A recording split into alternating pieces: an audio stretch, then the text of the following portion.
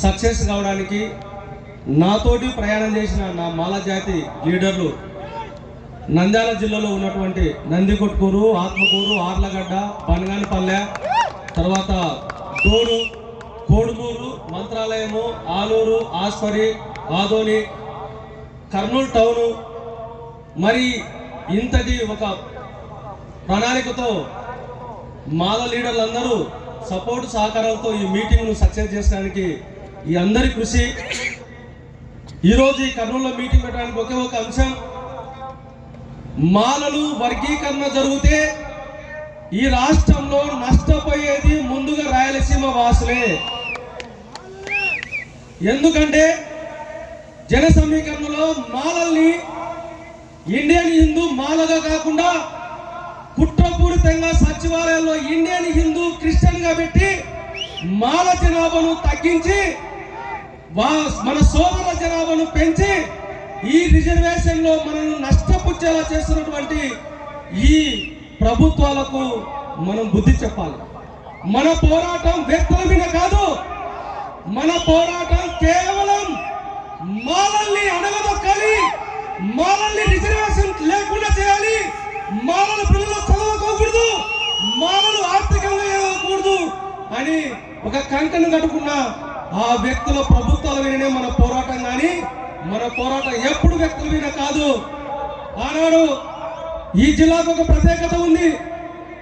దామోదర సంజయ్ గారి వేదిక, సర్దార్ నాగప్ప గారి ఒక ప్రతిష్ఠిత, రాజ్యాంగంలో మనకెన్నో ఒక పోడుబడిన వ్యక్తి, మరి అలాగే లింగం గారు, సంజీవయ్య గారు, మరి ఇంత గొప్పటి ప్రణాళిక ఉన్నాయి జిల్లాలో.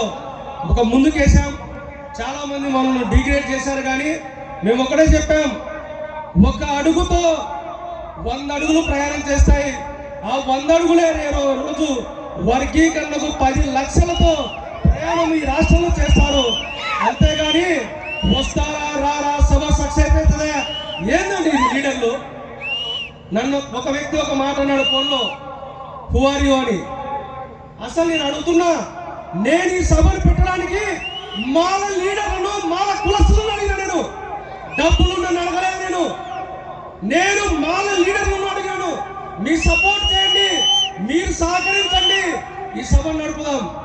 అంతేగాని కులం కోసం ప్రయాణం చేసేది మాల కులస్తులు, మాల లీడర్లే. కానీ డబ్బులు ఉన్న వాళ్ళు ఎప్పుడు కూడా కులం కోసం రారు. డబ్బులు ఉన్న వాళ్ళు కేవలం కులము అనే ఆత్మాభిమానం ఉన్న వాళ్ళు మాత్రమే ఈరోజు ఉద్యమాలు స్టార్ట్ చేశారు. అది హైదరాబాద్లో కాక వెంకటస్వామి సార్ గారి యొక్క ఫ్యామిలీ, అలాగే మన ఆంధ్రప్రదేశ్లో కూడా మొదలు పెట్టారు. మరి ఈ ప్రోగ్రాము ఏమైనప్పటికీ కానీ ఒక్కటే ఆలోచించండి, ఇక్కడ రాజకీయాలు పక్కన పెట్టండి. మన పోరాటం కేవలం వర్గీకరణను ఎదిరించుకొని మన హక్కులను, మన రిజర్వేషన్ మనము కాపాడుకోవడం కోసమే.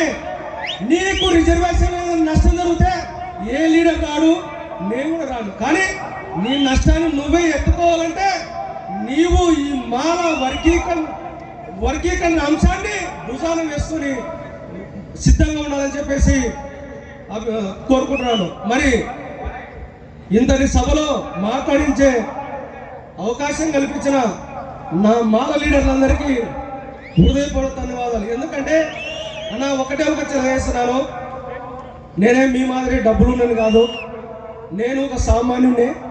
కానీ కులం నుంచి డెవలప్ అయినాను. డాక్టర్ బాబాసాహెబ్ అంబేద్కర్ గారి యొక్క ఆలోచన విధానంతో ముందుకు వచ్చాను. మనకు ఏ రాజకీయ పార్టీలు సపోర్ట్ లేకపోయినా మాలలకి ఒకే ఒక శక్తి డాక్టర్ బాబాసాహెబ్ అంబేద్కర్ రాసినటువంటి రాజ్యాంగం. ఈ రాజ్యాంగమే మనం కాపాడుకుంటే వర్గీకరణ అనేది జరగదు. రాజ్యాంగాన్ని రక్షించుకోవాలంటే మాలలు ఉద్యమానికి రోడ్డు మీదకి రావాలి. ఉద్యమానికి రోడ్డు మీదకి రాకుండా, చేసేవాడిని చేయలేకుండా విమర్శలు చేసే మాలలు పక్కన పెట్టి మాలలు ఉద్యమానికి రోడ్డు మీదకి వస్తే వర్గీకరణ ఆపుకోగలుగుతాం. లేకపోతే చాప కింద నీరులో మన పిల్లల భవిష్యత్తు, మన కుటుంబాల భవిష్యత్తు నాశనానికి దారి ఉంటుంది. కాబట్టి మనమందరం ఉద్యమానికి ఎవరు పిలిచినా సహకరించి సపోర్ట్ చేయాలని చెప్పేసి సెలవు తీసుకుంటున్నా. జై భీమ్.